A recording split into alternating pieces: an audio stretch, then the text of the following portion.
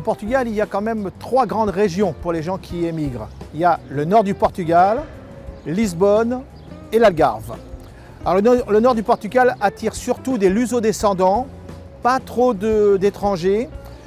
Cependant, ça commence à changer parce que le coût de la vie n'a strictement rien à voir avec celui de l'Algarve.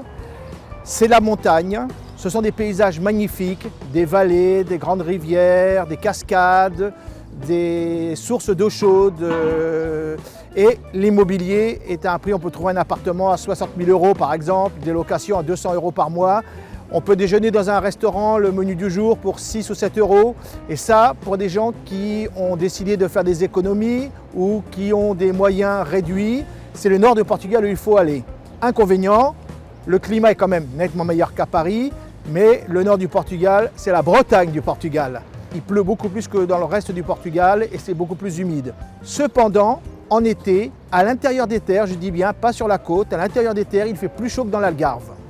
Pour les entreprises, par exemple, en ce qui nous concerne, nous avons notre centre de production qui a été installé dans le nord du Portugal parce qu'il est évident que la qualité de la main-d'œuvre dans le nord du Portugal est vraiment excellente comparée avec l'Algarve, effectivement, où on a un mode de vie différent.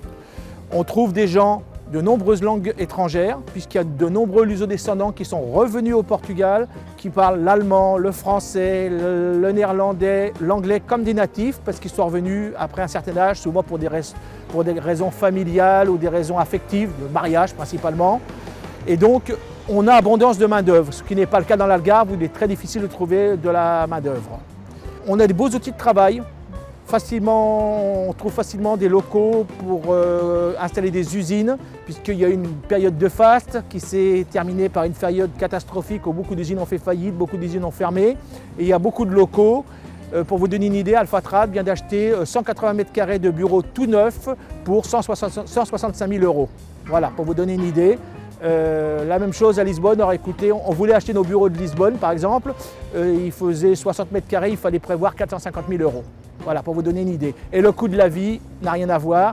Les gens sont moins exigeants en salaire aussi que dans l'Algarve où il y a du tourisme, les gens sont beaucoup plus exigeants.